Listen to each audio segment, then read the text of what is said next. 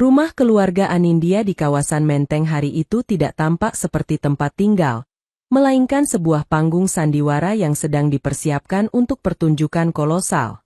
Puluhan orang berlalu lalang, dekorator yang menyusun ribuan bunga lili putih yang didatangkan khusus dari Belanda, staf catering yang memoles peralatan perak hingga bisa dijadikan cermin, hingga penata busana yang sibuk memastikan setiap lipatan kain batik tulis sutra milik anggota keluarga terlihat sempurna.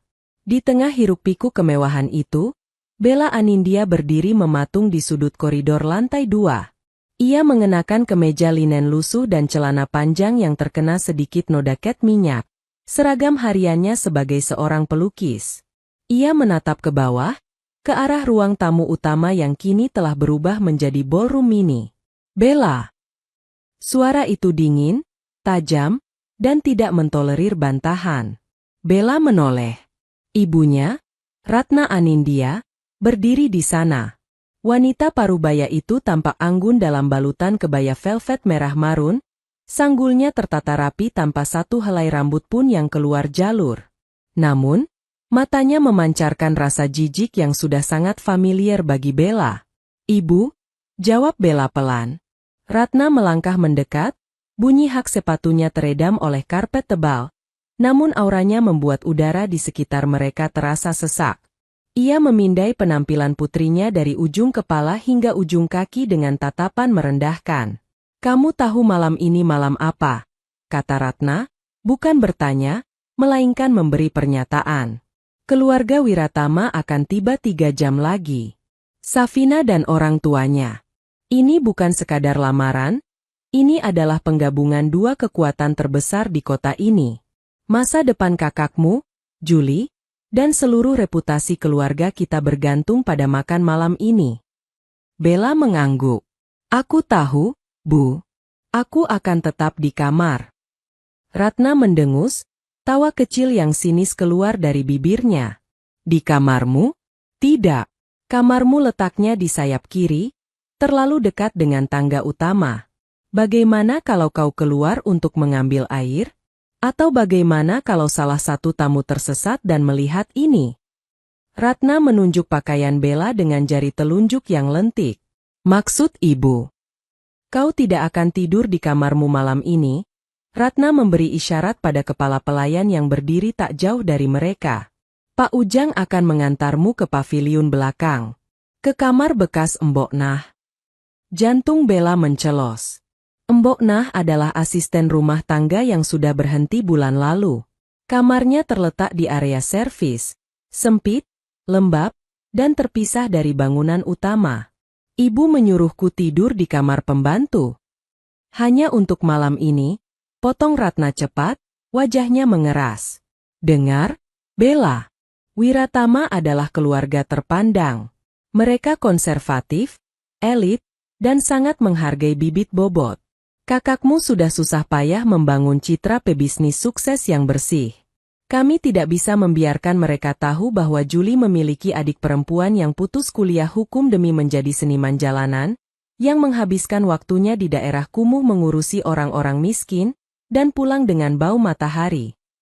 Ratna melangkah lebih dekat, suaranya merendah menjadi bisikan berbisa. "Kau adalah anomali, Bella. Kau adalah cacat dalam kesempurnaan yang kami bangun. Jadi, tolong, untuk sekali ini saja, jadilah tidak terlihat.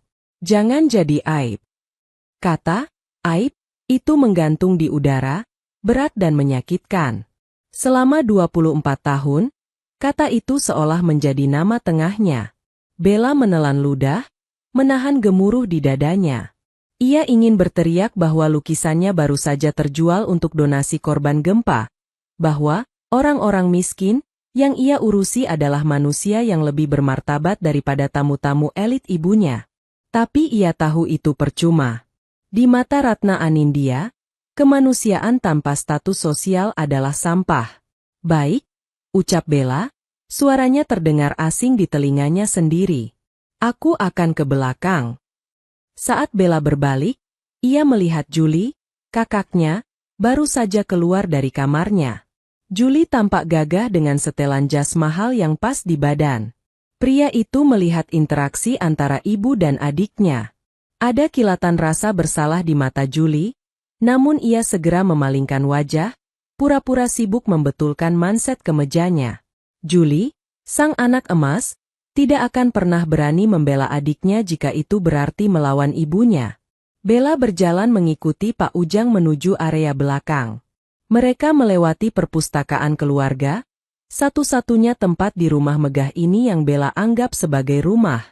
Di sana, di laci meja mahoni tua di sudut ruangan, tersimpan sketsa-sketsa terbaiknya dan sertifikat penghargaan kemanusiaan yang tidak pernah ia tunjukkan pada siapapun. Juga paspor dan dokumen visanya untuk keberangkatan misi sosial bulan depan. Pintu berat yang memisahkan area utama dengan area servis tertutup di belakang punggung Bella. Seketika, wangi bunga lili dan pendingin ruangan yang sejuk berganti dengan aroma sabun cuci dan udara Jakarta yang panas. Di dalam kamar sempit bekas embok nah, Bella duduk di atas dipan kayu yang keras. Dari celah ventilasi, ia bisa mendengar sayup-sayup suara orkestra kamar yang mulai bermain, menandakan para tamu mulai berdatangan. Pesta megah keluarga Anindya telah dimulai, dan salah satu putrinya disembunyikan seperti barang rongsokan yang tak diinginkan. Namun, Bella tidak menangis. Ia menatap tangannya yang kasar karena kerja keras. Di dalam kepalanya, sebuah rencana kecil mulai terbentuk. Bukan untuk balas dendam, tapi karena ia ingat sesuatu yang tertinggal di perpustakaan. Sesuatu yang ia butuhkan untuk pergi dari neraka berlapis emas ini selamanya. Malam ini masih panjang, dan keluarga Anindya tidak menyadari bahwa menyembunyikan aib justru akan menjadi awal dari kehancuran topeng sempurna mereka. Berikut adalah kelanjutan kisahnya. Fokus bab ini adalah membangun ketegangan saat Bella harus mengambil risiko besar demi masa depannya, serta memperlihatkan kontras tajam antara dunianya dan dunia keluarganya. Jam dinding di kamar pelayan menunjukkan pukul 8 malam. Suara musik klasik dari string quartet di ruang utama terdengar sayup-sayup, bercampur dengan dengung mesin pendingin ruangan sentral yang menderu tepat di samping jendela kamar Bella. Di dalam ruangan sempit itu, udara terasa gerah dan lembab, kontras dengan kesejukan buatan yang dinikmati para tamu di gedung utama. Bella tidak bisa diam saja. Di laci meja perpustakaan, tersimpan paspor dan surat rekomendasi dari organisasi kemanusiaan internasional yang baru saja ia terima kemarin. Dokumen itu adalah tiket satu arahnya menuju kebebasan, sebuah misi relawan di perbatasan Suriah yang akan berangkat lusa. Jika ia tidak mengambilnya malam ini, ia takut ibunya akan menemukan dokumen itu besok pagi saat bersih-bersih pasca pesta dan menyitanya, seperti yang pernah dilakukannya dulu saat Bella ingin kuliah seni. Sekarang atau tidak sama sekali, bisik Bella pada dirinya sendiri. Ia membuka pintu kamar pelayan perlahan. Area servis sedang sibuk-sibuknya. Para pelayan sewaan berlari-lari kecil membawa nampan berisi canape kaviar dan gelas kristal yang berembun. Bau masakan mewah, campuran trufle dan daging panggang, menguar tajam, menggoda perut Bella yang belum diisi sejak siang. Namun, rasa lapar itu kalah oleh adrenalin. Bella menyelinap seperti hantu di rumahnya sendiri. Ia hafal setiap sudut bangunan ini. Ia tahu lantai kayu mana yang berderit dan pintu mana yang engselnya perlu diminyaki. Memanfaatkan kesibukan di dapur, ia menyusup masuk ke lorong penghubung yang menuju ruang tengah. Dari balik celah pintu pembatas, ia mengintip sejenak. Pemandangan di depannya menyilaukan mata. Ruang tamu utama telah berubah menjadi lautan gaun desainer dan jas hitam pekat. Di tengah ruangan, di bawah chandelier kristal raksasa, berdiri keluarga Wiratama. Pak Wiratama, sang taipan properti, sedang tertawa lepas sambil memegang cerutu, sementara istrinya tampak menawan namun mengintimidasi dengan perhiasan berlian yang melingkar di leher. Di samping mereka, berdiri Safina, calon kakak iparnya, yang terlihat cantik bak boneka porselen, menggandeng lengan Julie yang tampak tegang namun berusaha tersenyum lebar. Dan ada satu orang lagi. Seorang pria muda jangkung berdiri sedikit di belakang Safina. Ia mengenakan setelan jas abu-abu gelap, wajahnya tenang, sedikit bosan, dan matanya terus bergerak mengamati sekeliling ruangan seolah sedang mencari jalan keluar darurat. Itu pasti Marcel Wiratama, adik Safina yang baru pulang dari luar negeri dan jarang terekspos media. Bella menahan napas. Ia harus melewati sisi kiri ruangan ini untuk mencapai perpustakaan. Untungnya, perhatian semua orang tersedot ke pusat ruangan di mana Ratna Anindya sedang memberikan sambutan selamat datang dengan suara yang dibuat sehalus mungkin. Kami sangat terhormat menyambut keluarga Wiratama di kediaman kami yang sederhana ini. Ucap Ratna. Kata, sederhana, terdengar menggelikan mengingat pilar-pilar marmer yang mengelilingi mereka. Memanfaatkan momen tepuk tangan, Bella bergerak cepat. Ia menunduk, bersembunyi di balik bayang-bayang pilar besar dan rangkaian bunga setinggi manusia. Jantungnya berdegup kencang, seirama dengan langkah kakinya yang tanpa suara. Ia nyaris bertabrakan dengan seorang pelayan yang membawa nampan kosong, namun pelayan itu terlalu terburu-buru untuk peduli siapa perempuan berpakaian lusuh yang lewat di lorong tamu. Akhirnya, tangan Bella menyentuh gagang pintu perpustakaan yang dingin. Ia memutarnya perlahan. Terkunci? Tidak. Syukurlah. Bella menyelinap masuk dan menutup pintu dengan hati-hati. Keheningan seketika menyergapnya. Perpustakaan itu gelap, hanya diterangi cahaya bulan yang menembus jendela kaca patri dan bias cahaya lampu taman. Aroma kertas tua dan kayu mahoni yang familiar langsung menenangkan sarafnya yang tegang. Ini adalah tempat persembunyiannya sejak kecil, satu-satunya tempat di mana ia merasa aman. Tanpa menyalakan lampu, Bella meraba-raba menuju meja kerja besar di sudut ruangan. Jarinya dengan cekatan menemukan laci rahasia di bagian bawah. Klik, laci terbuka. Di sana, di bawah tumpukan sketsa wajah anak-anak pengungsian, terletak amplop coklat yang ia cari. Bella mengambilnya dan mengecek isinya dengan penerangan minim dari ponselnya.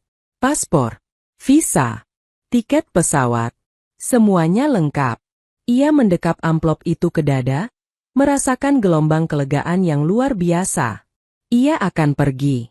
Lusa, ia akan benar-benar bebas. Namun, kelegaan itu hanya bertahan sedetik. Suara gelak tawa terdengar mendekat dari arah koridor. Langkah kaki berat sepatu kulit pria menggema, semakin lama semakin keras. Di sini lebih tenang, Pak Wiratama. Kita bisa bicara soal saham perkebunan itu sambil menikmati koleksi cerutu ayah saya. Itu suara Juli. Bella membeku. Kakaknya sedang membawa Pak Wiratama dan mungkin beberapa tamu pria lain masuk ke perpustakaan untuk pembicaraan bisnis tertutup. Gagang pintu mulai bergerak turun.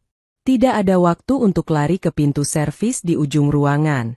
Jaraknya terlalu jauh dan ia pasti akan terlihat. Bella panik. Matanya menyapu sekeliling. Pilihan tempat bersembunyi sangat terbatas. Pintu terbuka lebar, cahaya dari koridor menyebur masuk, membelah kegelapan perpustakaan. Silakan masuk, Om, Marcel, kata Juli dengan nada hormat yang berlebihan. Tepat sebelum lampu gantung perpustakaan dinyalakan, Bella menjatuhkan dirinya ke balik sofa kulit besar bersandaran tinggi yang menghadap ke jendela. Ia meringkuk di lantai karpet, memeluk lutut, menahan napas sekuat tenaga. Lampu menyala terang. Aroma asap rokok mahal dan parfum maskulin seketika memenuhi ruangan. Bella bisa melihat ujung sepatu mereka dari celah bawah sofa. Ada 3 pasang sepatu. Sepatu Juli yang mengkilap, sepatu Pak Wiratama yang besar, dan sepatu loafer santai milik pria ketiga, Marcel. Ruangan yang bagus. Suara bariton Pak Wiratama terdengar berat. Banyak buku langka. Jarang ada anak muda yang masih merawat perpustakaan fisik seperti ini. Ah, tentu saja, Om, Juli berbohong dengan lancar. Saya sering menghabiskan waktu di sini untuk membaca. Menambah wawasan bisnis. Bella menggigit bibir bawahnya, menahan rasa muak. Juli tidak pernah membaca satu buku pun di sini. Semua buku ini adalah koleksi mendiang kakek mereka yang dirawat oleh Bella. Ngomong-ngomong soal bisnis, Pak Wiratama duduk di sofa tunggal, hanya berjarak 2 meter dari tempat persembunyian Bella. Saya dengar ada rumor soal anak bungsu keluarga ini. Siapa namanya? Bella? Jantung Bella seolah berhenti berdetak. Ah, Bella. Suara Julie terdengar gugup. Dia sedang sekolah di luar negeri, Om. Di Swiss. Jarang pulang karena sibuk studi. Baguslah, sahut Pak Wiratama.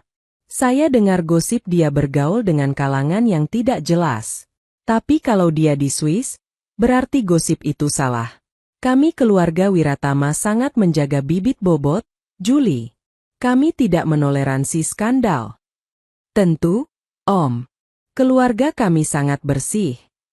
Saat percakapan itu berlanjut, Bella melihat sepasang sepatu loafer, milik Marcel, bergerak memisahkan diri dari kelompok. Pria itu tidak duduk. Dia berjalan perlahan mengelilingi ruangan, langkahnya pelan dan penuh selidik. Langkah itu semakin dekat ke arah sofa tempat Bella bersembunyi. Bella memejamkan mata, berdoa dalam hati. Jangan lihat ke sini. Kumohon, jangan lihat ke sini. Langkah itu berhenti tepat di samping sofa. Bella bisa mendengar deru napas pria itu. Tiba-tiba, Marcel berjongkok, seolah-olah sedang mengamati lukisan abstrak yang bersandar di dinding dekat jendela. Namun, matanya tidak melihat lukisan. Mata tajam itu menatap lurus ke celah sempit di balik sofa. Pandangan mereka bertemu. Bella terbelalak, wajahnya pucat pasi. Marcel Wiratama menatapnya. Seorang gadis berpakaian lusuh yang meringkuk ketakutan dengan amplop coklat di pelukan. Wajah Marcel tidak menunjukkan keterkejutan yang berlebihan, melainkan pengenalan.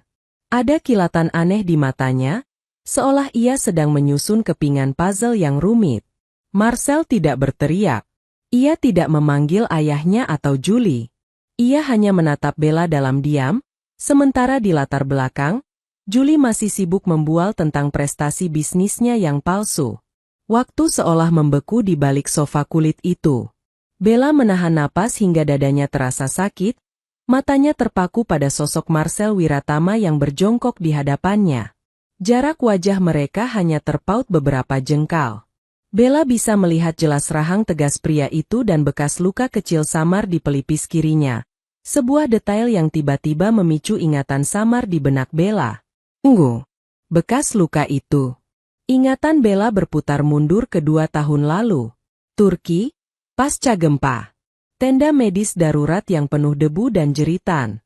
Seorang pemuda Indonesia yang tertimpa reruntuhan hotel, kehilangan banyak darah, dan nyaris menyerah sebelum Bella, yang saat itu menjadi koordinator relawan medis, bersikeras mengevakuasinya dengan tandu darurat melewati medan yang mustahil.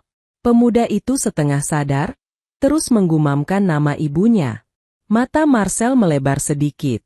Kilatan pengenalan itu bukan hanya milik Bella. Pria itu juga mengingatnya. Tatapan Marcel beralih cepat dari wajah Bella yang tanpa riasan ke kemeja linen lusuh yang ia kenakan, lalu ke amplop coklat di pelukannya. Marcel? Ada apa? Suara Julie terdengar dari tengah ruangan, memecah ketegangan. Nadanya curiga. Bella memejamkan mata, pasrah. Habis sudah. Marcel akan bertanya siapa dia, Julie akan mengarang kebohongan lain atau menyeretnya keluar, dan ibunya akan murka. Namun, yang terjadi selanjutnya di luar dugaan.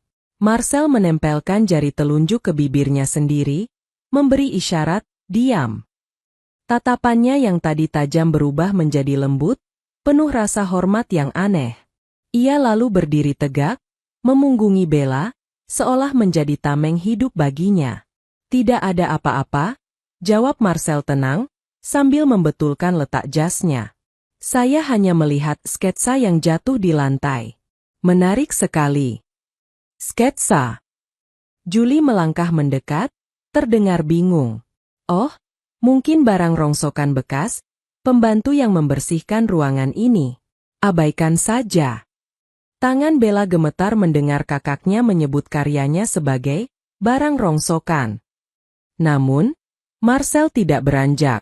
Ia justru melangkah sedikit ke samping, menghalangi pandangan Julie ke arah celah di balik sofa. Bukan rongsokan, koreksi Marcel datar namun tajam. Garisnya kuat, ekspresif. Siapapun yang menggambarnya punya jiwa yang besar.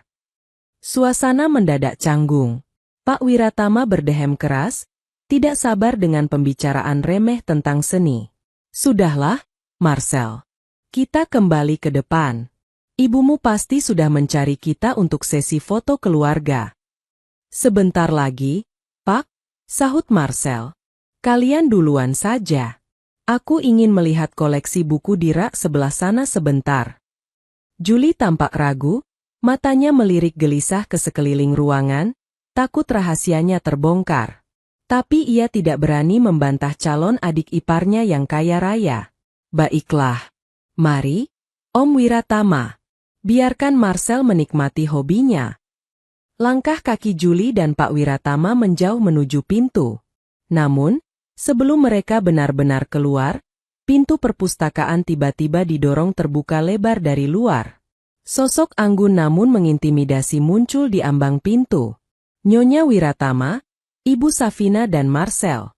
Wanita itu tampak tidak senang. Astaga, kenapa para pria justru bersembunyi di sini?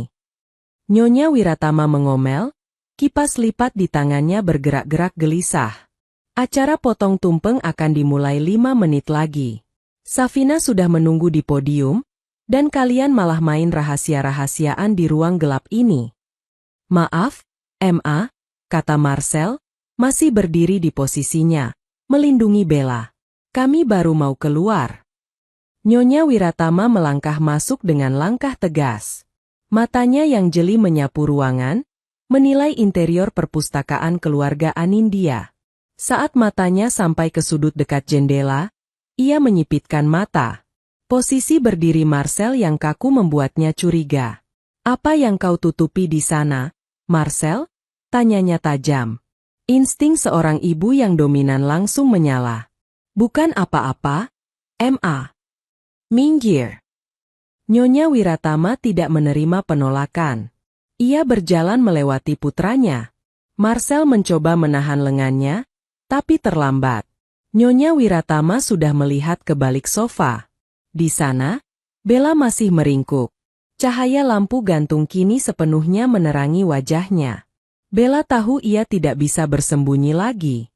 Dengan sisa harga diri yang ia miliki, ia tidak mau ditemukan seperti tikus. Bella menarik napas panjang, lalu perlahan bangkit berdiri. Ia merapikan kemejanya yang kusut, memeluk amplop coklatnya erat-erat, dan mengangkat dagunya. Julie yang berdiri di dekat pintu wajahnya pucat pasi, seakan darahnya tersedot habis. Itu. Julie tergagap, mencari alasan. Itu pelayan baru kami. Dia sedikit terganggu jiwanya, suka menyelinap masuk. Diam, potong Nyonya Wiratama keras. Wanita sosialita itu tidak melihat ke arah Julie. Matanya terkunci pada wajah Bella. Kemarahan di wajahnya perlahan luntur, berganti dengan kebingungan, lalu ketidakpercayaan. Ia melangkah maju, tangannya yang penuh cincin berlian terulur, gemetar. Pelayan? Bisik Nyonya Wiratama, suaranya bergetar. Ia menoleh cepat ke arah Julie dengan tatapan membunuh. Kau bilang dia pelayan yang sakit jiwa. Julie mundur selangkah, ketakutan.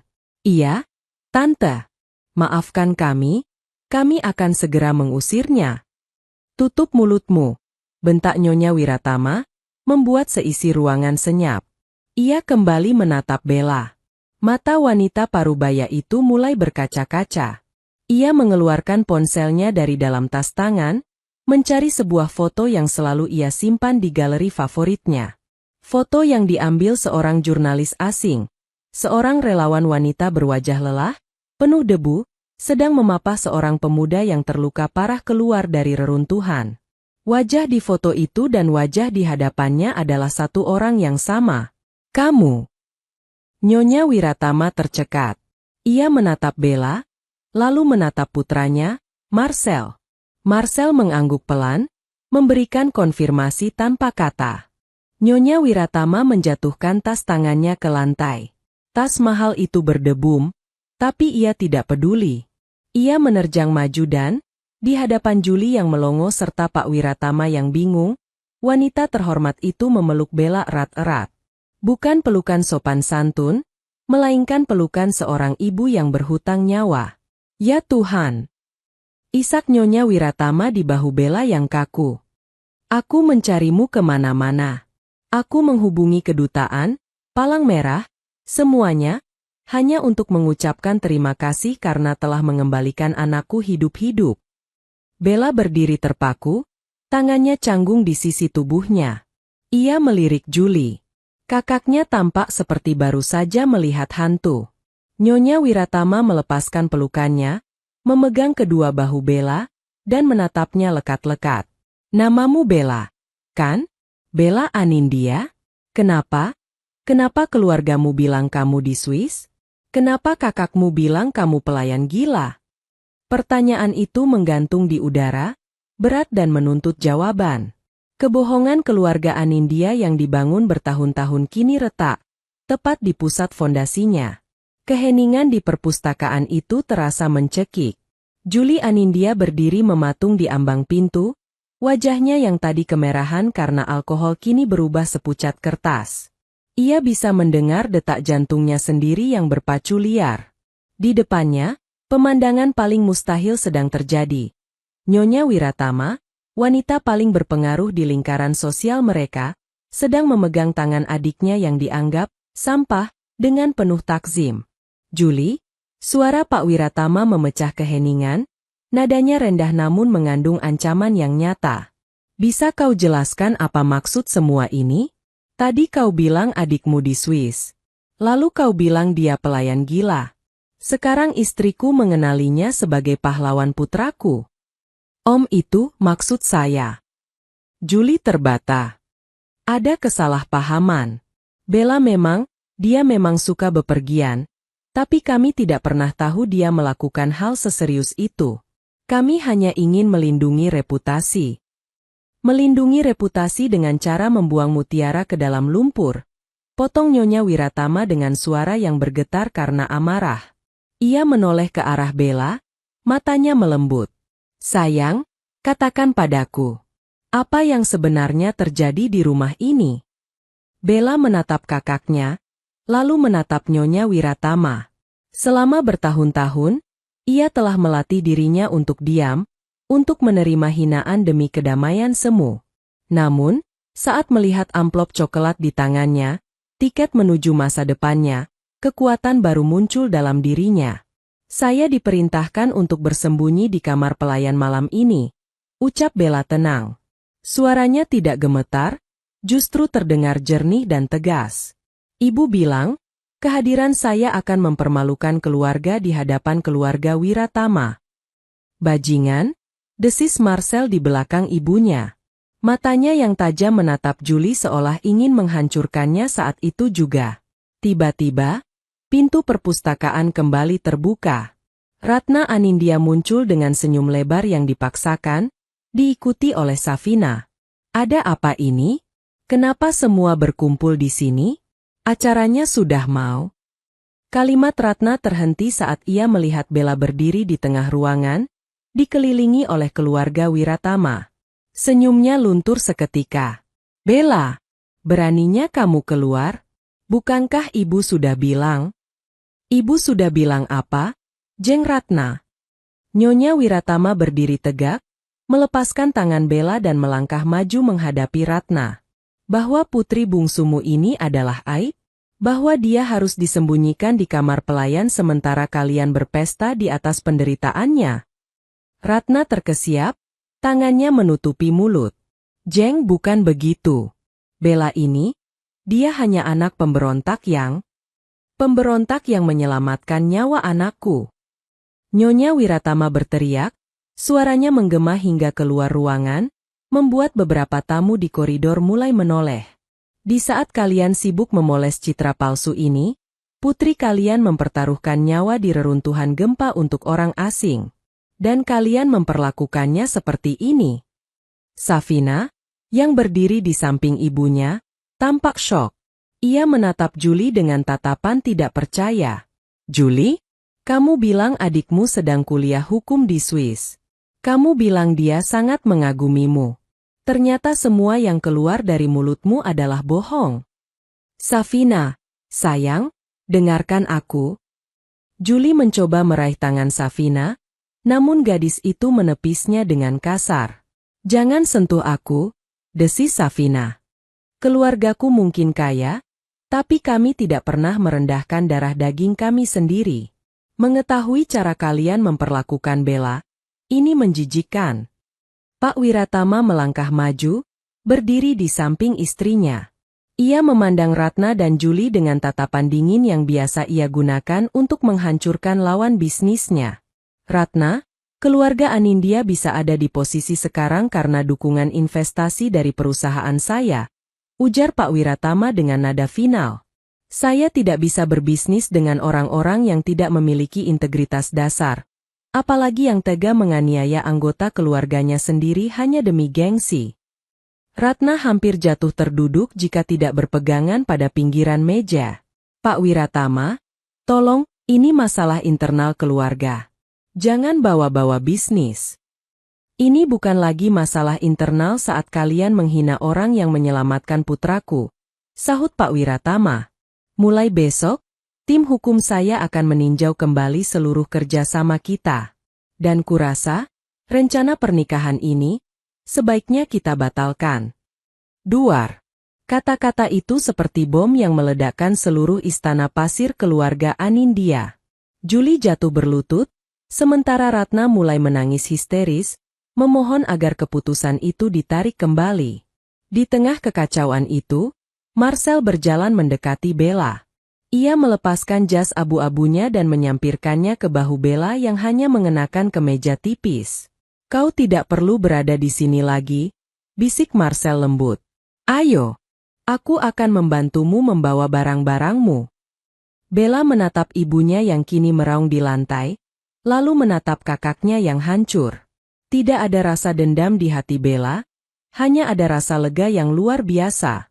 Beban yang ia pikul selama 24 tahun tiba-tiba terangkat. Ia menggenggam amplop coklatnya erat-erat, menatap Marcel, dan mengangguk. Aku hanya butuh dokumen-dokumenku di laci itu. Sisanya, tidak ada yang berharga di rumah ini.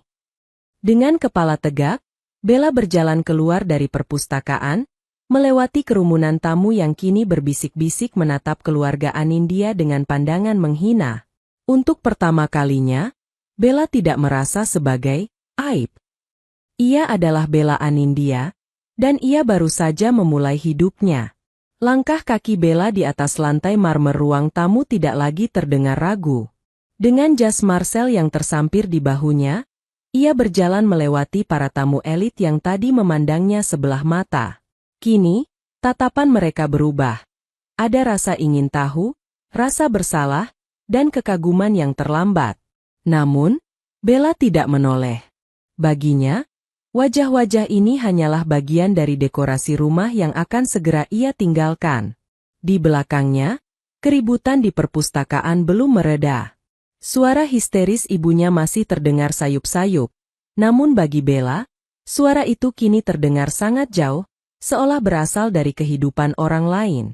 Marcel berjalan di sampingnya, menjaga jarak yang sopan namun protektif.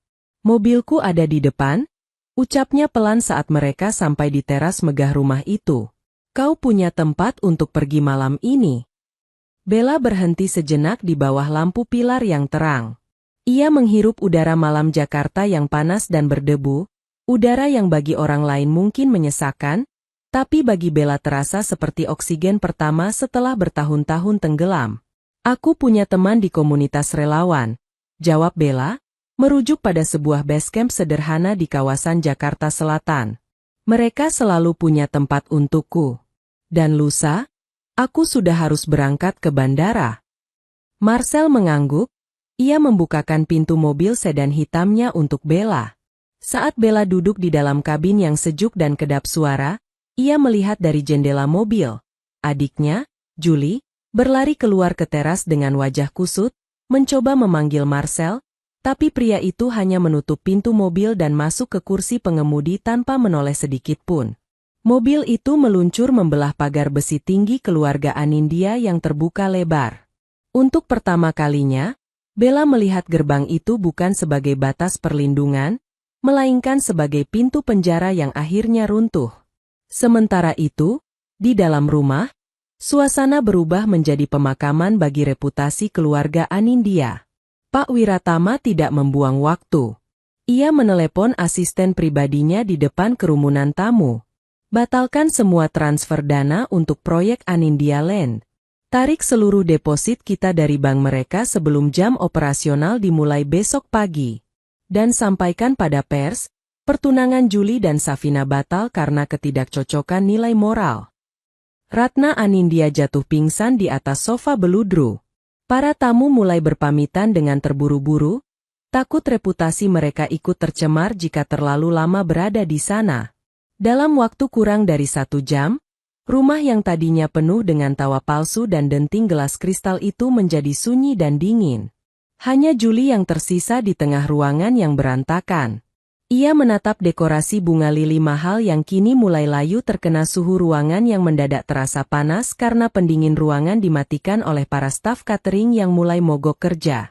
Ia baru saja menyadari bahwa tanpa Bella sebagai tumbal, dan tanpa keluarga Wiratama sebagai penyokong, ia hanyalah seorang pria tanpa kemampuan yang bersembunyi di balik nama besar ayahnya yang kini sudah tak berarti. Marcel menghentikan mobilnya di depan sebuah bangunan tua 2 lantai di daerah Tebet. Bangunan itu penuh dengan poster-poster kemanusiaan dan tumpukan kardus logistik. "Terima kasih, Marcel," ucap Bella sambil melepas jas pria itu. "Bukan hanya untuk tumpangannya, tapi untuk tetap diam tadi, dan untuk mengingatku." Marcel menerima jasnya, namun matanya tetap menatap Bella.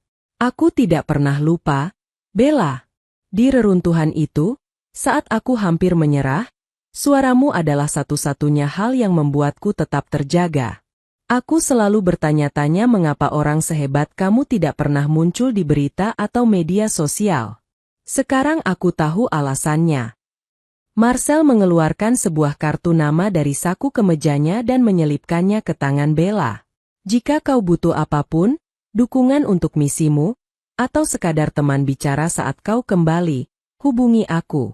Keluargaku berhutang nyawa padamu, tapi aku ingin membantumu karena aku menghargaimu."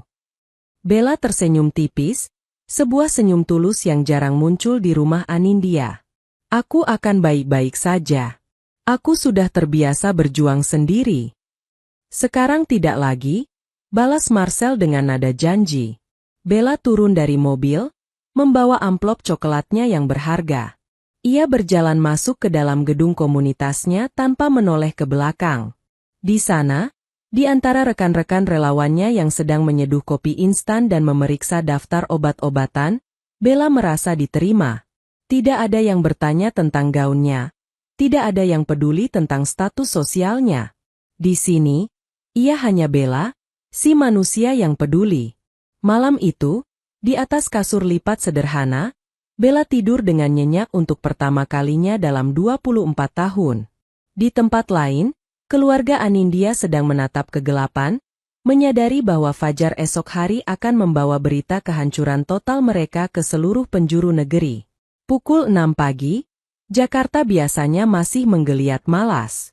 Namun, di kediaman Anindya, pagi itu terasa seperti kiamat kecil yang datang lebih awal. Ponsel Juli tidak berhenti bergetar. Notifikasi berita dari portal ekonomi dan gosip selebriti memenuhi layarnya. Prahara di Menteng. Investasi Wiratama Group ditarik dari proyek Anindya, pernikahan elit batal. Berita itu menyebar seperti api di atas jerami kering. Di dunia mereka, reputasi adalah segalanya. Begitu nama Wiratama menyatakan menarik diri, bank-bank lain yang semula memberi pinjaman kepada perusahaan keluarga Anindya mulai melakukan panggilan telepon darurat. Mereka meminta kepastian, atau lebih buruk lagi, meminta pelunasan dipercepat. Di meja makan yang luas namun terasa kosong, Ratna Anindya duduk dengan mata sembab. Di hadapannya, Sosok yang selama ini jarang terlihat di rumah karena alasan sakit, Hendra Anindya, ayah Bella, akhirnya muncul. Ia mengenakan kursi roda, wajahnya pucat, namun matanya yang sayu menatap tajam ke arah istri dan putra sulungnya. "Di mana Bella?" Suara Hendra serak, namun berwibawa. Ratna tidak menjawab. Ia hanya terus mengaduk kopinya yang sudah dingin dengan tangan gemetar. "Aku tanya, di mana Bella?" Ulang Hendra lebih keras, hingga batu kecil menyela bicaranya. "Dia pergi." "Yah?" Jawab Juli dengan nada frustrasi sambil membanting ponselnya ke meja. "Dia menghancurkan segalanya semalam. Karena dia, keluarga Wiratama membatalkan semuanya. Kita terancam bangkrut dalam hitungan minggu kalau tidak bisa meyakinkan investor lain." Hendra tertawa kecil, tawa yang terdengar getir dan penuh ejekan. "Keluarga ini hancur bukan karena Bella. Keluarga ini hancur karena kesombongan kalian. Selama ini aku diam karena aku pikir kalian hanya terobsesi pada status, tapi menyembunyikan putriku sendiri di kamar pelayan." Hendra menatap Ratna dengan penuh kekecewaan. "Kau sudah keterlaluan, Ratna. Bella adalah satu-satunya di rumah ini yang memiliki nurani. Dan sekarang, dia sudah benar-benar lepas dari tanganmu." "Aku melakukan ini demi kita, Mas," teriak Ratna histeris. "Demi masa depan Juli. Bella itu tidak bisa diatur, dia lebih suka berkubang di lumpur daripada menjaga nama baik kita." "Nama baik yang mana?" potong Hendra dingin. "Lihat keluar." Para wartawan sudah mulai berkumpul di depan pagar. "Nama baikmu sudah jadi bahan tontonan." Hendra kemudian memberi isyarat kepada perawat pribadinya untuk membawanya ke perpustakaan. Ia tidak peduli lagi pada tangisan istrinya atau kepanikan putranya. Di dalam perpustakaan yang kini tampak berantakan, Hendra melihat laci yang terbuka, laci tempat Bella menyimpan mimpinya. Ia tahu Bella telah mengambil tiket kebebasannya. Ada rasa bangga sekaligus pedih di hati pria tua itu. Ia bangga putrinya berhasil keluar, namun ia pedih karena ia terlalu lemah untuk melindunginya sejak dulu. Di sisi lain kota, Bella sedang duduk di teras kantor organisasi kemanusiaannya. Ia sedang memeriksa kembali isi ranselnya ketika sebuah mobil mewah yang sangat ia kenali, namun bukan milik keluarganya, berhenti di depan pagar. Safina Wiratama turun dari mobil itu. Ia tidak lagi mengenakan gaun pesta yang rumit, melainkan pakaian kasual yang rapi. Ia melangkah ragu menuju ke arah Bella. "Bella?" panggil Safina pelan. Bella berdiri, sedikit terkejut. "Safina? Ada apa?" "Kalau kamu ke sini untuk bicara soal Juli, maaf, aku tidak punya hak bicara atas namanya." Safina menggeleng cepat. Ia menyerahkan sebuah kotak kecil berwarna biru beludru kepada Bella. "Aku ke sini bukan karena Juli. Aku sudah mengakhiri semuanya dengannya semalam. Aku ke sini karena aku merasa berhutang maaf dan terima kasih." Bella mengernyitkan dahi. "Marcel menceritakan semuanya padaku tadi malam. Tentang apa yang kau lakukan di Turki," lanjut Safina, matanya berkaca-kaca. "Jika bukan karenamu, adikku mungkin sudah tiada. Dan memikirkan bahwa keluargaku hampir menjadi bagian dari keluarga yang memperlakukan pahlawan seperti pengemis, itu membuatku malu." Bella terdiam. Ia tidak mengharapkan permintaan maaf ini. "Di dalam kotak itu ada kontak pengacara pribadi keluargaku," kata Safina lagi. "Jika orang tuamu mencoba menuntut atau mempersulit keberangkatanmu, atau jika mereka mencoba menyita aset pribadimu, hubungi dia. Wiratama akan memastikannya tidak terjadi. Anggap ini sebagai jaminan bahwa mulai hari ini, tidak ada yang bisa menyentuhmu lagi." Bella menerima kotak itu, merasakan beratnya dukungan yang tulus. "Terima kasih, Safina. Sampaikan juga terima kasihku pada Marcel. Dia sebenarnya ingin ke sini sendiri." Safina tersenyum tipis, "tapi dia sedang sibuk mengurus pemutusan hubungan bisnis dengan perusahaan ayahmu. Dia ingin memastikan bahwa ketika kau kembali dari misimu nanti, Kau tidak perlu lagi melihat bayang-bayang keluarga Anindya yang sombong itu menghalangimu. Saat Safina pergi, Bella menatap langit Jakarta yang mulai cerah. Ia menyadari bahwa kejujuran memang menghancurkan banyak hal. Namun hal-hal yang hancur itu hanyalah kepalsuan. Di atas puing-puing nama besar Anindya, Bella baru saja membangun fondasi pertama untuk hidupnya yang sebenarnya. Malam ini, ia akan terbang. Bukan sebagai aib keluarga, bukan sebagai relawan misterius, tapi sebagai Bella yang merdeka. Bandara Soekarno-Hatta selalu memiliki aroma yang sama, campuran antara aftur, kopi mahal, dan harapan yang mengambang di udara. Bagi Bella, ini adalah pertama kalinya ia berdiri di Terminal 3 bukan dengan perasaan bersalah karena melarikan diri dari tanggung jawab keluarga, melainkan dengan rasa syukur yang mendalam. Ia hanya membawa satu ransel besar berisi pakaian praktis dan satu tas kecil berisi peralatan lukis serta dokumen pentingnya. Tidak ada koper mewah bermerek, tidak ada pengawalan.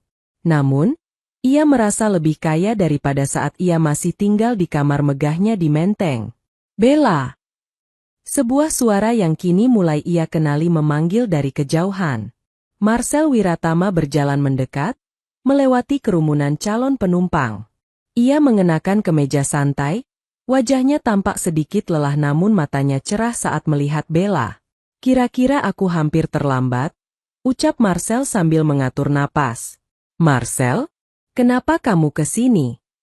Bella bertanya, terkejut. Bukankah jadwalmu sedang sangat padat? Memang.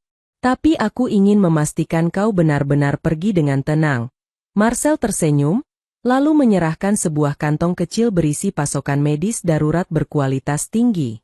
Hanya sedikit bantuan untuk timmu di sana. Jangan ditolak.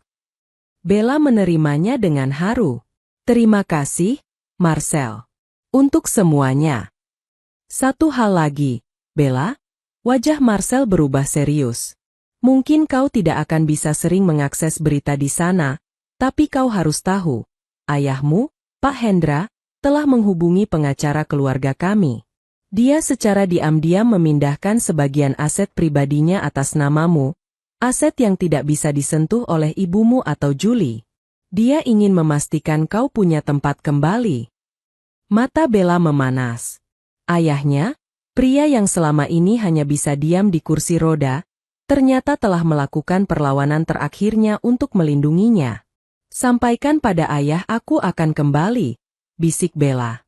Saat panggilan boarding terdengar, Bella melambaikan tangan pada Marcel. Ia berjalan melewati gerbang keberangkatan dengan langkah ringan. Di balik jendela kaca besar, ia melihat pesawat yang akan membawanya ke wilayah konflik di Timur Tengah. Ia tidak takut. Baginya, reruntuhan bangunan jauh lebih mudah dihadapi daripada reruntuhan jiwa di rumah keluarganya sendiri. Sementara itu, di pusat kota, badai baru saja dimulai bagi keluarga Anindya. Gedung kantor pusat Anindya Land dikerumuni oleh para investor yang panik. Berita tentang pembatalan sepihak investasi dari Wiratama Group telah memicu reaksi berantai. Saham perusahaan terjun bebas dalam hitungan jam. Julie Anindya duduk di ruang kerjanya yang luas, menatap tumpukan surat peringatan dari bank yang mulai menagih hutang-hutang jangka pendek. Ruangan itu terasa sangat sunyi, namun di telinganya, suara bentakan ayahnya dan tangisan ibunya semalam terus berdenting. Tiba-tiba, pintu ruangannya terbuka tanpa ketukan. Beberapa pria berseragam petugas pajak dan kepolisian masuk dengan wajah tanpa ekspresi. Saudara Julie Anindya? Tanya salah satu petugas. Iya, ada apa ini? Julie berdiri, kakinya gemetar. Kami memiliki surat perintah untuk melakukan pemeriksaan menyeluruh terhadap laporan keuangan perusahaan Anda. Ada indikasi manipulasi data yang dilaporkan oleh salah satu mantan mitra bisnis Anda, terkait dana yang seharusnya dialokasikan untuk kegiatan sosial namun dialihkan untuk kepentingan pribadi keluarga. Dunia Julie seolah berputar. Ia tahu persis apa itu.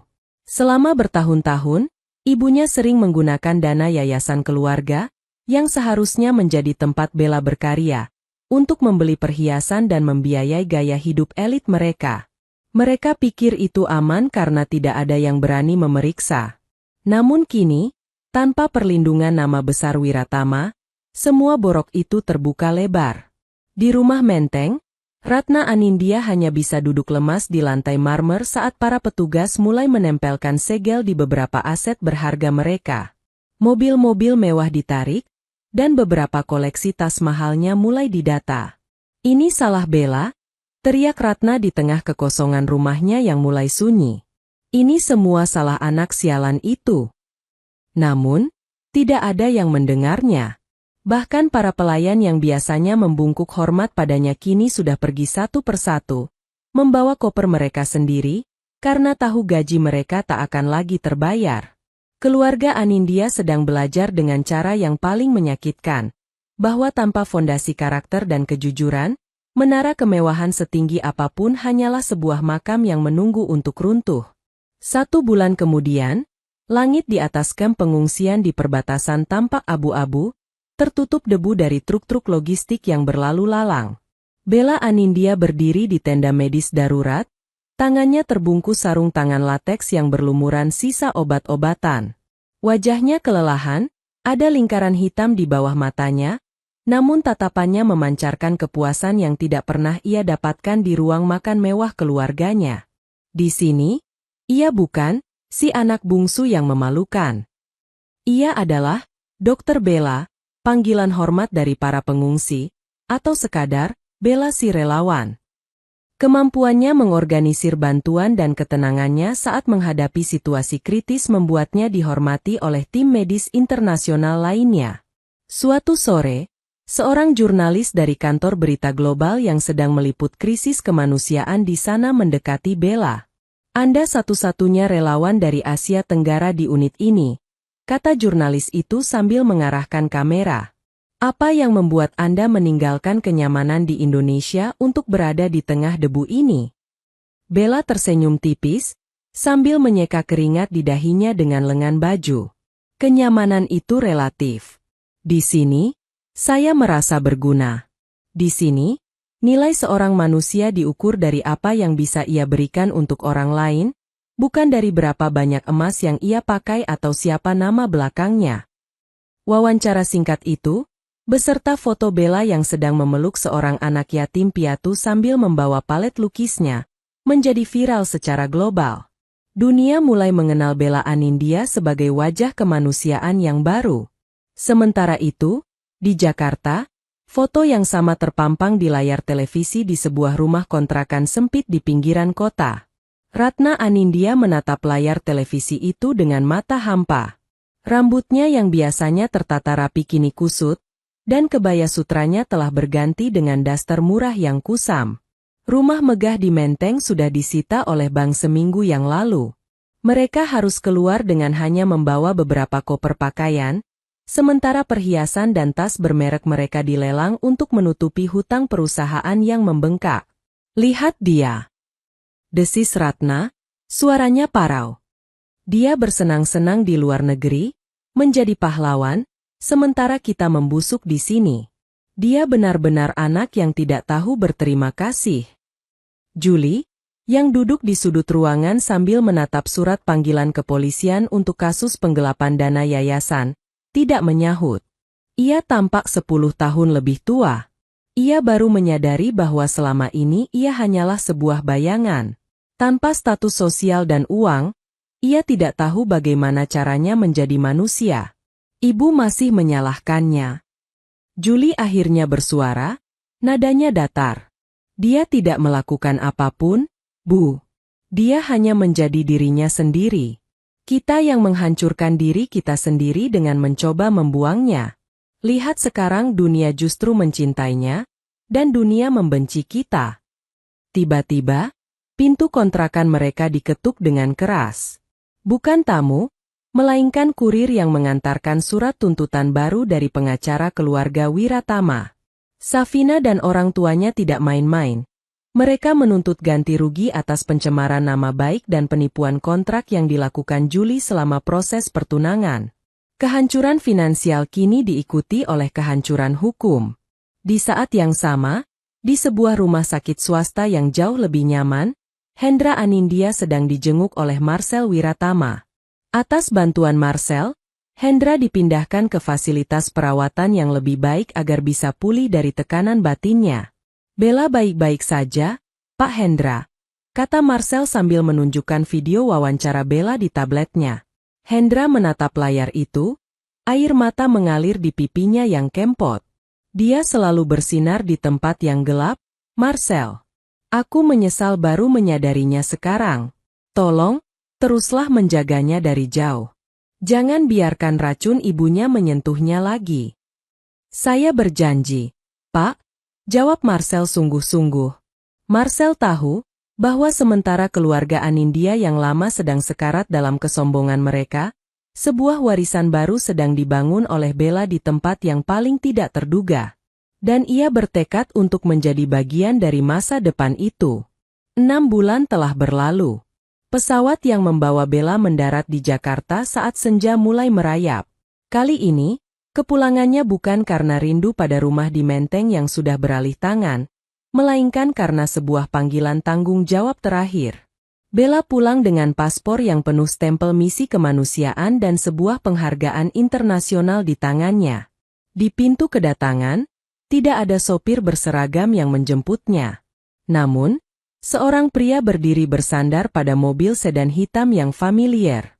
Marcel Wiratama tersenyum saat melihat Bella keluar dengan kemeja flanel, celana kargo, dan ransel yang tampak makin usang.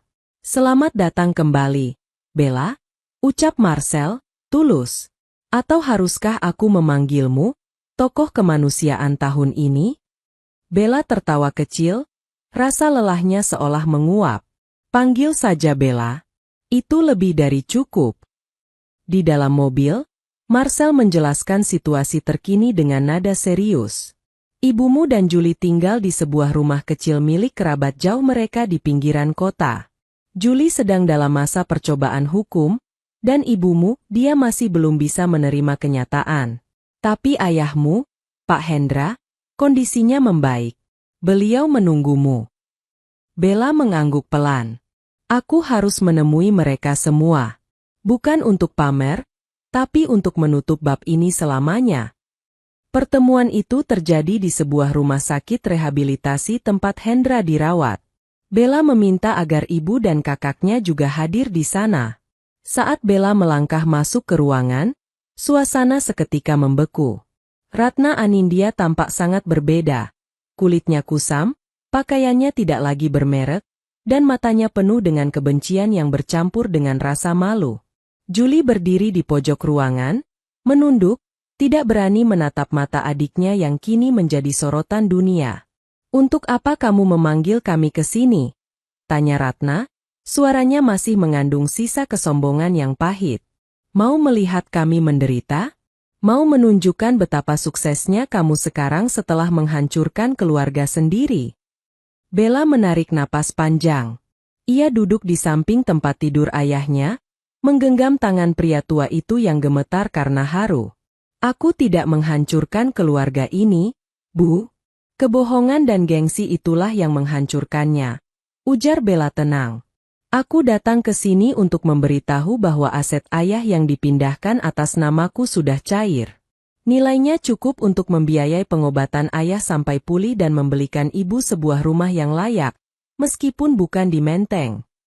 Ratna tertegun. Ia tidak menyangka anak yang ia sebut, Aib, justru akan menjadi orang pertama yang mengulurkan tangan. Tapi ada syaratnya. Lanjut Bella, suaranya mengeras. Ibu dan Julie harus menandatangani surat pernyataan untuk tidak lagi menggunakan nama keluarga Anindya untuk melakukan penipuan atau meminjam uang atas nama yayasan. Mulai sekarang, aku yang akan memegang kendali atas warisan ayah, dan aku akan menggunakannya untuk mendirikan yayasan seni bagi anak-anak jalanan. Julie mengangkat kepalanya, matanya berkaca-kaca. Bella, aku minta maaf.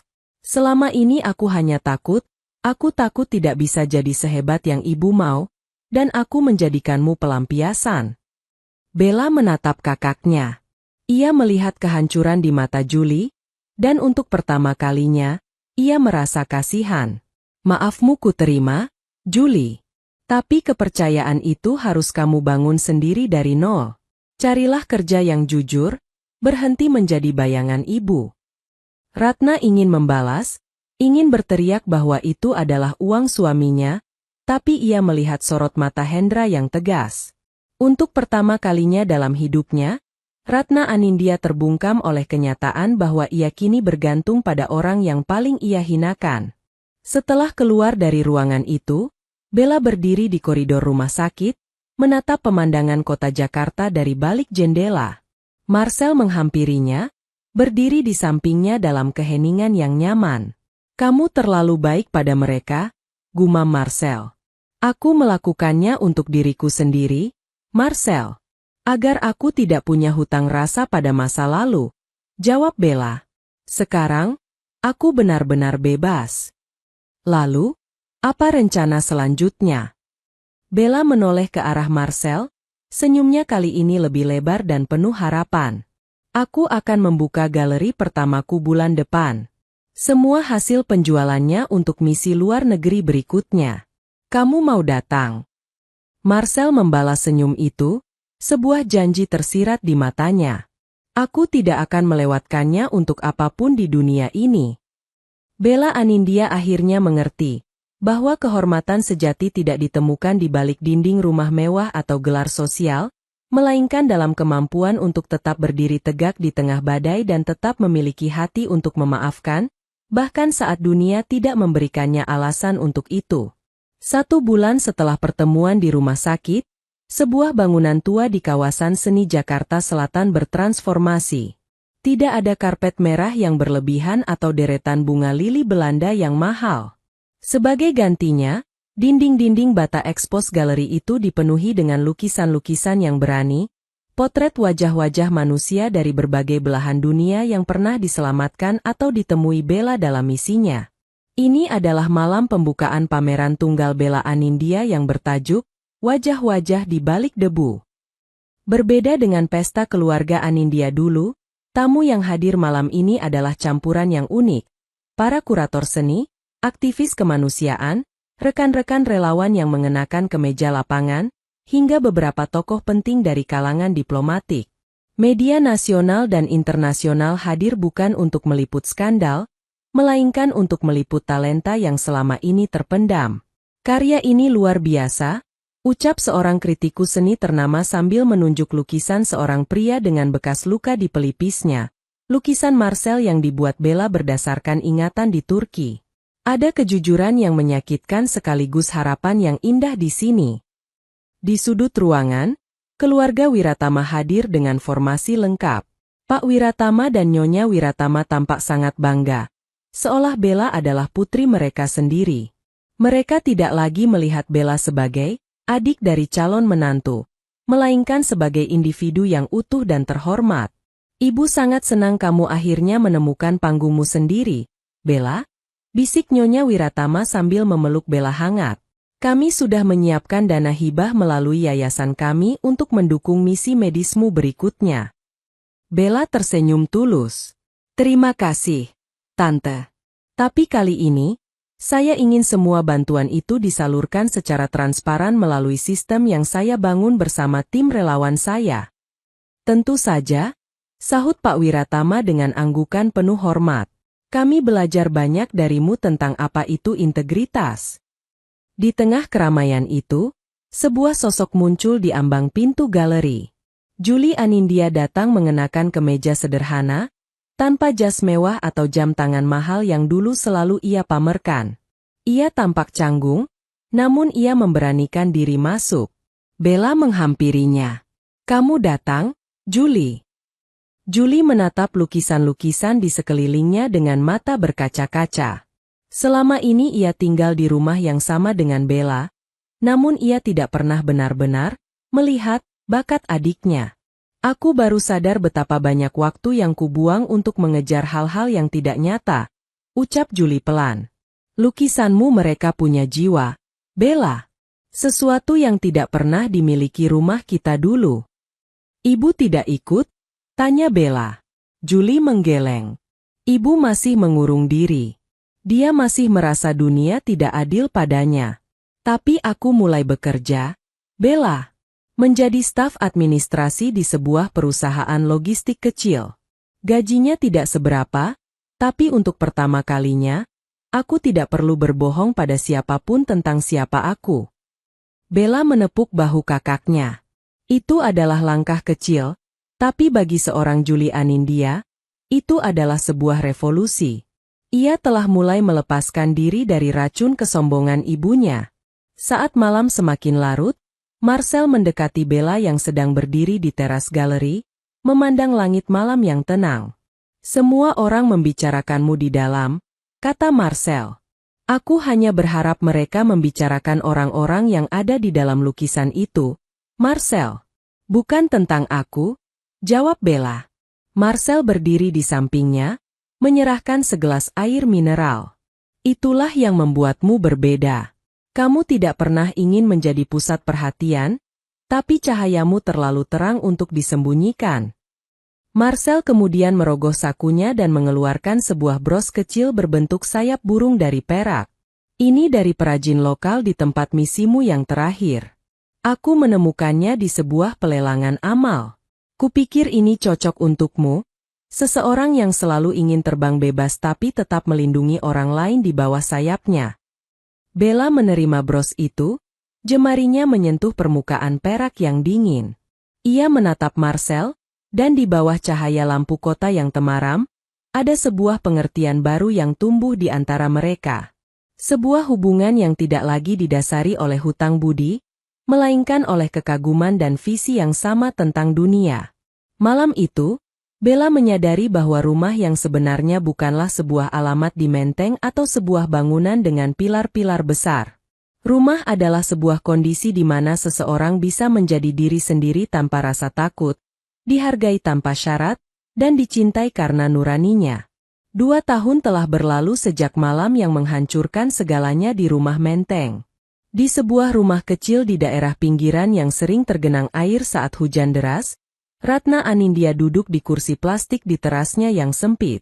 Tangannya yang dulu halus, kini tampak kasar karena harus mengurus pekerjaan rumah tangga sendiri. Ia menatap koran lama yang menampilkan foto Bella di sampulnya. Ratna masih sering bergumam sendiri, menceritakan pada tetangga tentang masa kejayaannya, dulu, tentang pesta-pesta mewah dan koneksi elitnya. Namun, para tetangga hanya menganggapnya sebagai wanita tua yang kehilangan akal sehatnya. Ia hidup dalam penjara ingatan, menolak menerima bahwa dunia yang ia bangun dengan kebohongan telah runtuh dan tidak akan pernah kembali. Julie sesekali datang berkunjung, membawa bahan makanan dari gajinya sebagai manajer operasional di sebuah gudang distribusi. Julie telah berubah, ia lebih banyak diam, namun matanya memancarkan ketenangan yang belum pernah ia miliki sebelumnya.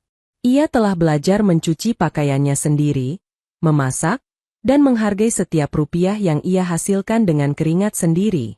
Ia telah memaafkan dirinya sendiri, meski ia tahu ibunya mungkin tidak akan pernah bisa melakukan hal yang sama.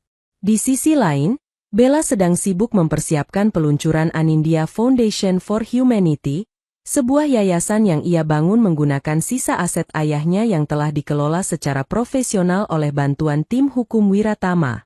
Hendra Anindya, sang ayah, kini tinggal bersama Bella di sebuah rumah bergaya paviliun yang asri dan ramah bagi pengguna kursi roda. Meskipun bicaranya masih terbatas akibat sisa-sisa penyakitnya, mata Hendra selalu bersinar setiap kali melihat Bella pulang dari kantor atau dari medan misi. Ayah, hari ini kita meresmikan sekolah seni pertama kita di daerah pesisir, ucap Bella sambil merapikan selimut ayahnya. Hendra menggenggam tangan Bella, memberikan tekanan kecil sebagai tanda restu. Di rumah ini, tidak ada lagi teriakan tentang status atau citra. Hanya ada aroma teh hangat, suara kuas yang menari di atas kanvas, dan kedamaian. Malam itu, Bella mengadakan syukuran kecil-kecilan di halaman rumahnya. Tamunya hanya sedikit, Julie, Safina, dan tentu saja, Marcel. Safina kini telah bertunangan dengan seorang pria yang jauh dari lingkaran elit Jakarta, seorang guru honorer yang ia temui saat melakukan kegiatan sosial. Safina tampak jauh lebih bahagia daripada saat ia dipaksa bertunangan dengan Julie dulu. Ternyata benar ya, Bella, ujar Safina sambil menyesap minumannya. Kebahagiaan itu tidak bisa dibeli dengan investasi atau saham. Kita harus menjemputnya di tempat-tempat yang paling rendah sekalipun. Julie, yang duduk di dekat mereka, mengangguk setuju. Ia menatap adiknya dengan rasa hormat yang mendalam. Terima kasih masih mengizinkanku datang ke sini, Belle. Aku merasa seperti mendapatkan adikku kembali. Setelah bertahun-tahun aku menganggapmu sebagai saingan untuk perhatian ibu. Bella tersenyum dan memeluk kakaknya. Kita semua hanya korban dari mimpi orang lain, Julie. Sekarang kita punya mimpi kita sendiri. Saat malam semakin larut, Marcel mengajak Bella berjalan-jalan di taman kecil di belakang rumah. Mereka berhenti di depan sebuah lukisan besar yang belum selesai, sebuah pemandangan matahari terbit di atas reruntuhan. Kamu selalu melukis tentang harapan di tengah kehancuran. Marcel mengamati lukisan itu. Karena itulah hidupku, Marcel. Aku adalah bunga yang tumbuh di celah-celah beton yang retak, jawab Bella. Marcel berhenti melangkah dan menatap Bella dengan intens. Sepertinya bunga itu sudah mekar dengan sempurna sekarang. Dan aku ingin tahu, apakah ada ruang di tamanmu untuk seseorang yang ingin menjagamu, bukan karena hutang nyawa, tapi karena ia tidak bisa membayangkan masa depannya tanpa kehadiranmu. Bella merasakan jantungnya berdegup, bukan karena takut, tapi karena rasa haru yang meluap. Ia menatap Marcel, pria yang melihatnya saat ia sedang meringkuk di balik sofa, pria yang mengenalinya saat dunia mengabaikannya. Taman ini selalu terbuka untukmu, Marcel. Sejak malam di perpustakaan itu, jawab Bella pelan. Di bawah naungan bintang-bintang, di rumah yang ia bangun dari kejujuran dan air mata, Bella akhirnya menemukan apa yang selama 24 tahun ini ia cari. Sebuah pengakuan yang bukan berasal dari tepuk tangan orang asing, melainkan dari hati yang tulus mencintainya apa adanya. 10 tahun kemudian, nama Anindya tidak lagi diasosiasikan dengan skandal keuangan atau kesombongan elit Menteng. Di buku-buku teks pendidikan karakter dan jurnal kemanusiaan, nama itu kini bersanding dengan keberanian dan pengabdian. Bella Anindya berdiri di podium sebuah aula besar di Jenewa. Ia baru saja menerima penghargaan tertinggi untuk inovasi dalam bantuan kemanusiaan. Namun, penampilannya tetap bersahaja. Rambutnya disanggul sederhana, dan ia mengenakan bros perak berbentuk sayap pemberian Marcel yang kini telah menjadi bagian dari identitasnya. Di kursi penonton barisan depan, Marcel duduk dengan bangga, memangku putri kecil mereka yang memiliki mata tajam seperti ayahnya namun senyum hangat seperti ibunya. Di samping mereka, Julie Anindya hadir sebagai direktur logistik yayasan, seorang pria yang telah menemukan martabatnya bukan melalui nama besar, melainkan melalui kerja keras melayani ribuan pengungsi. Kehormatan, Bella memulai pidatonya dengan suara yang jernih, bukanlah sesuatu yang kita warisi dari nama keluarga atau saldo bank. Kehormatan adalah sesuatu yang kita bangun saat tidak ada orang yang melihat, saat kita memilih untuk melakukan hal yang benar meskipun itu berarti kita harus menjadi tidak terlihat. Ia terdiam sejenak, matanya menerawang jauh, melintasi samudera, kembali ke sebuah kamar pembantu yang sempit dan pengap di Jakarta. Saya pernah diberitahu bahwa saya adalah aib. Saya pernah diperintahkan untuk bersembunyi agar tidak mengotori citra keluarga. Namun, di dalam kegelapan itulah saya belajar bahwa cahaya yang paling terang bukanlah cahaya lampu kristal, melainkan cahaya nurani yang menolak untuk dipadamkan. Tepuk tangan berdiri mengguncang ruangan. Bella melihat ke arah keluarganya, keluarga yang ia pilih dan ia bentuk sendiri. Jauh di sebuah panti jompo eksklusif yang dibiayai oleh Yayasan Bella, Ratna Anindya duduk di kursi goyang. Ingatannya mulai memudar dimakan usia. Ia tidak lagi marah-marah. Terkadang, ia hanya menatap televisi saat wajah Bella muncul. Lalu ia akan tersenyum kecil dan berkata pada perawatnya, "Lihat, itu putriku." Dia sangat cantik, bukan? Dia adalah kebanggaan keluarga Anindya. Ironisnya, di masa tuanya, Ratna akhirnya mengakui nilai Bella, meski ia tetap tidak pernah benar-benar memahami bahwa kemuliaan Bella justru lahir karena Bella menolak menjadi seperti dirinya. Hendra Anindya telah berpulang beberapa tahun yang lalu dalam kedamaian. Ia pergi dengan senyuman, mengetahui bahwa warisannya yang paling berharga bukan dalam bentuk gedung atau tanah, melainkan dalam bentuk seorang putri yang memiliki keberanian untuk menjadi manusia. Setelah acara penghargaan berakhir, Bella dan Marcel berjalan di tepi danau yang tenang. Udara musim dingin terasa menggigit, namun genggaman tangan Marcel memberikan kehangatan yang cukup. "Apakah kamu pernah merindukan rumah yang dulu?" tanya Marcel pelan. Bella menatap permukaan danau yang memantulkan cahaya bulan, sangat mirip dengan pantulan cahaya di jendela perpustakaan malam itu. "Tidak," jawab Bella mantap. "Rumah bukan lagi sebuah bangunan bagiku. Rumah adalah saat aku bisa menatap cermin dan mengenali orang yang ada di sana. Rumah adalah saat aku melihat putri kita tumbuh tanpa perlu merasa harus menyembunyikan siapa dirinya. Aku sudah sampai di rumah, Marcel." Bella Anindya menutup bab kelam dalam hidupnya dengan tinta emas. Ia membuktikan bahwa mereka yang mencoba mengubur kita, seringkali tidak menyadari bahwa kita adalah benih. Dan bagi Bella, benih itu kini telah tumbuh menjadi pohon yang rimbun, memberikan perlindungan dan buah bagi mereka yang membutuhkan, berdiri tegak dengan akar yang tertanam kuat dalam kejujuran. Tamat, kan? Tamat, kan? Tamat, kan? Tamat, kan? Tamat, kan?